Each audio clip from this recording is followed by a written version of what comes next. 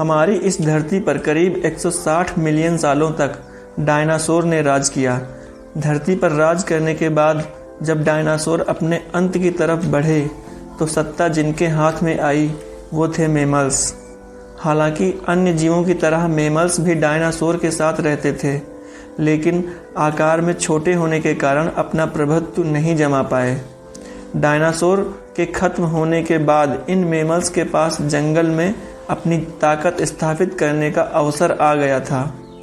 आज के चूहों जैसे दिखने वाले और आकार में छोटे होने की वजह से ये मैमल्स एस्टेरॉयड के पृथ्वी पर टकराने से शुरू हुए महाविनाश से अपने अस्तित्व को बचाने में सफल हुए थे।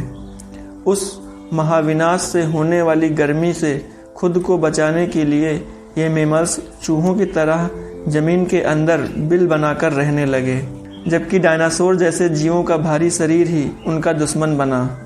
धरती के ऊपर एकदम से हुए वातावरण बदलाव के कारण ऊपर रह रहे जीव बहुत तेजी से मरने लगे।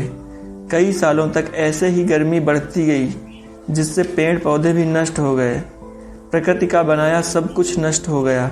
सूरज की रोशनी धरती को न मिल पाने से धीरे धीरे धरती ठंडी होती गई।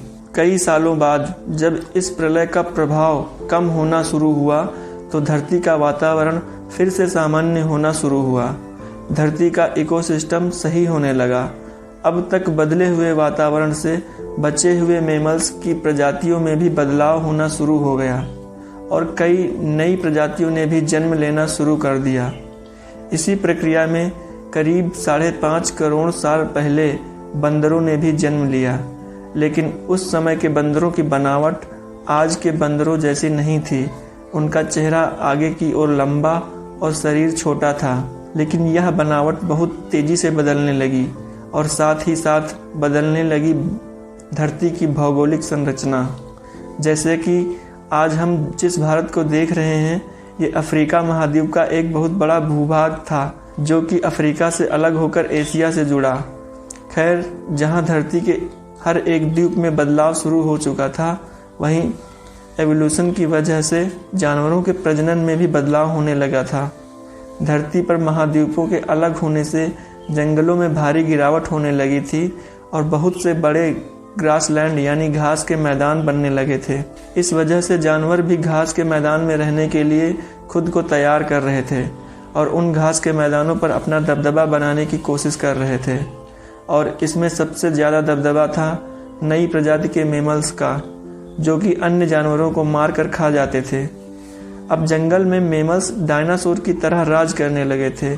समय बीतता गया और कुछ समय बाद पृथ्वी पर फिर एक बड़ी हलचल हुई और अफ्रीका द्वीप के पूर्वी इलाके में एक नई पर्वत श्रृंखला बन गई।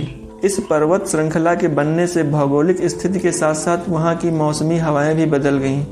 हवाओं के बदलने से वहाँ की मिट्टी में पानी की कमी होने लगी और वहाँ के जंगल भी सूखने लगे और उन्हीं जंगलों में रहते थे पायरोलएपिथेकस नाम के बंदर, यानी हमारे पूर्वज। और यहाँ से शुरू हुई बंदर से इंसान बनने की प्रक्रिया। बारिश न होने के कारण वहाँ के जंगल सूखने लगे और जंगल के पेड़ों पर रहने वाले ये बंदर अब ज़मीन पर रहने का रुख अपनाने लगे। और जब ये ज़मीन पर रहने लगे तो इनके हाथों का साइज भी छोटा होने लगा, जो कि पेड़ों पर लटकने की वजह से पैरों जितने लंबे थे। हाथों का साइज छोटा होने पर ये अब सीधा 2 पैरों पर चलने लगे और दूर तक नज़र रखने लगे, जिससे इन्हें अपना शिकार करने में आसानी होने लगी और कम एनर्जी में ज़्यादा काम होने लगा। समय के साथ साथ विकास का ये क्रम चलता रहा और उनके शारीरिक ढांचे के साथ उनके चेहरे की बनावट भी बदलती गई। उनका सर, जो पहले बहुत छोटा था, अब बड़ा होने लगा और सर के साथ उनके दिमाग का आकार भी बड़ा होने लगा। आज से लगभग 23 लाख वर्ष पहले होमो हैबिलिस वो पूर्वज थे जिनके दिमाग का आकार काफ़ी बड़ा हो चुका था। अब वो अपना दिमाग खुद को सरवाइव करने के लिए इस्तेमाल करने लगे थे। उसके बाद पत्थरों से हथियार बनाना और पत्थरों से ही आग जलाने जैसी खोज करते गए। आग की खोज करने के बाद वो अब मांस को आग में पका कर खाने लगे, जिससे उनको पहले की अपेक्षा कम एनर्जी वेस्ट करनी पड़ी। यही एनर्जी वो अपने दिमाग को विकसित करने में लगाने लगे। उनकी आने वाली पीढ़ियाँ और विकसित दिमाग के साथ जन्म लेने लगीं और बात करने के लिए एक अलग तरह की आवाज़ निकालने लगे और आपस में बातें करने लगे। हालांकि अब वो बिल्कुल आज के इंसानों की तरह दिखने लगे थे और टाइम के साथ साथ वो अपने लिए लकड़ी और पत्थरों के घर बनाकर एक ग्रुप में रहने लगे थे। कहने को तो आज इंसान बहुत ही एडवांस स्टेज में है, लेकिन आज भी एवोल्यूशन जारी है। हमारे शरीर में आज भी बदलाव हो रहे हैं। अगर आप कहेंगे तो इसका भी जिक्र एक नई वीडियो में करेंगे। तो दोस्तों, आज की वीडियो में बस इतना ही। अगर वीडियो इंटरेस्टिंग लगी हो तो इसे एक लाइक करके अपने फ्रेंड्स और फैमिली में जरूर सब्सक्राइब करके बेल नोटिफिकेशन ऑन कर लीजिए, जिससे आने वाली वीडियो आप मिस ना करें। मिलते हैं किसी और वीडियो में एक नए टॉपिक के साथ। तब तक के लिए नमस्कार, जय हिंद।